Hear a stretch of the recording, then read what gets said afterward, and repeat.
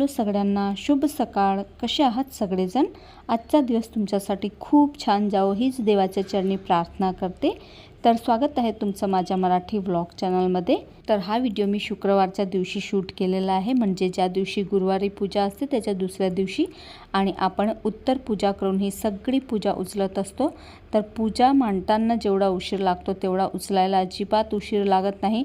आणि जी रांगोळी आपण पाडतो त्याला किती उशीर लागतो नाही का पाडायला, आणि उचलायची अजिबात इच्छा होत नाही. सगळी रांगोळी आपली फेकली जाते आणि असं वाटतही नाही की याला उचलावं म्हणून, पण तरीही उचलावीच लागते. आणि सगळी रांगोळी ही आता फेकली जाणार आहे. चला असो. तर मला एक सांगा, हे 5 झाडाचे जे आपण डहाळे ठेवतो ना कलशामध्ये, त्याला तुम्ही काय करता? तर ही झाडाची डहाळे आपल्याला आपल्या घराच्या 5 कोपऱ्यांमध्ये ठेवायचे असतात, किमान एक दिवस तरी. आणि जे कलशातलं पाणी असते ते फुलाने सगळ्या घरामध्ये थोडं थोडं शिंपडायचं, म्हणजे आपल्या घरातली नेगेटिव्हिटी दूर होते. सगळ्या घरामध्ये थोडं थोडं शिंपडायचं, म्हणजे आपल्या घरातली पूर्ण नेगेटिव्हिटी दूर होऊन जाते. तर मी तर अशीच करते. तुम्ही करता की नाही मला कमेंट करून नक्कीच सांगा. शुभ सकाळ. आजचा दिवस तुमच्यासाठी खूप छान जावो हीच देवाच्या चरणी प्रार्थना करते. स्वागत आहे तुमचं माझ्या मराठी ब्लॉग चॅनलमध्ये. तर सकाळचे 11 वाजलेले आहेत आणि अजूनही माझं काहीच काम झालेलं नाहीये. फक्त टिफिन बनवला, पूजा केली, झाडू मारला, मंदिरात जाऊन आली आणि अजून भांडे पण तसेच पडले, कपडे मशीनमध्ये टाकले.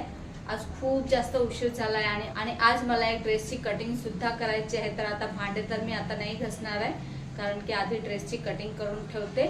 शिवणार तर नाही आज, कारण आज शिवला जाणार नाही आहे. फक्त कटिंग करून ठेवते आणि त्याचा व्हिडिओ पण शूट करायचा आहे दुसऱ्या चॅनलवर ते टाकण्यासाठी. तर फक्त ड्रेसची कटिंग करून ठेवीन आणि स्टिचिंग मी उद्या करीन. तर अशा प्रकारे मला आता सगळी कामं आवरायची आहे. भांडे मी आता नाही घासणार, 4 वाजताच ड्रेसची कटिंग करते आणि मग बघूया आज काय काय होणार आहे. तर तुमच्यासोबत शेअर करतेच. आधी ड्रेसची कटिंग करून घेते. चला तर मग तुम्ही पण माझ्यासोबत राहा. जसं की मी तुम्हाला सांगितलं, सकाळची अर्धी कामे मी तशीच राहू दिली होती, कारण की ह्या ड्रेसची कटिंग आणि स्टिचिंगचा व्हिडिओ मला शूट करायचा होता. आणि हा व्हिडिओ शूट करायला 2-3 तास लागतातच, म्हणून मी बाकीची कामे आज तशीच राहू दिली, कारण आज मला वेळच नव्हता. आणि पहा, नाश्ता करायला सुद्धा वेळ नाही आहे. 11 वाजले होते. घरचं सगळं काम आवरता आज थोडासा लेटच झाला होता. आणि कटिंग करून घेतली आणि स्टिचिंगही मी लगेचच करायला बसून गेली. म्हटलं नको ते उद्यावर ढकलायला, आजच हा ड्रेस कंप्लीट करून घेते, म्हणजे उद्या दुसऱ्या ड्रेसची कटिंग स्टिचिंग करता येईल. आणि पहा, जे लाडू बनवले होते ना, तोही मी असा ड्रेस शिवताच खाल्ला होता. मला निवांतपणे बसून खायला आज अजिबात वेळ नव्हता. खूप छान टेस्टी लाडू झालेले आहेत. तुम्ही रेसिपी बघितली नसेल तर नक्कीच बघा.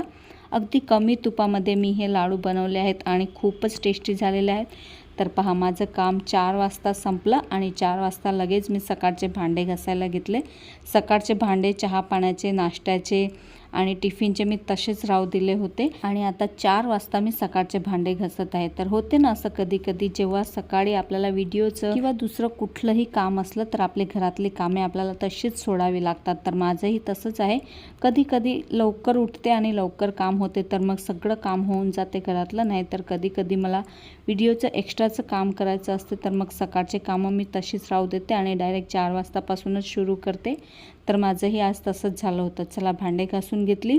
त्यानंतर लगेच मग 5 वाजले होते, चहा पाणी केली आणि लगेच स्वयंपाकालाही लागून गेली.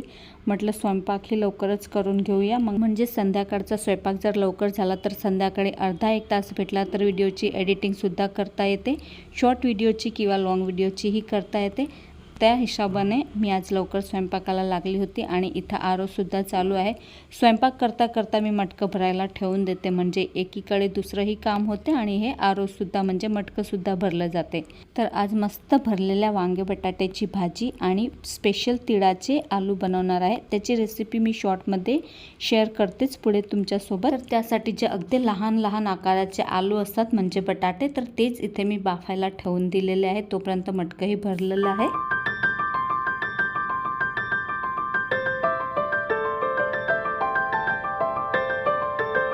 माझं किचन खूप छोटं आहे, त्यामुळे मटकं ठेवायला सुद्धा पुरेशी जागा नाही आहे. तिकडच्या कोपऱ्यात ठेवलं तर मग भांडे घासायला जमत नाही आणि इकडच्या कोपऱ्यात ठेवलं तर अगदी समोरच दिसते. पण चला असो, किचन अगदी छोटं आहे, त्यामुळे थोडा ना थोडा पसारा तर तुम्हाला किचनवरती दिसणारच आहे. कारण जो स्वयंपाक आपण करतो किंवा थोडंसं जरी उरलेलं असतं किंवा पोळीचा डब्बा म्हणा, काही म्हणा, आपण किचनवरतीच ठेवतो ना, दुसऱ्या ठिकाणी कुठे जागा असते.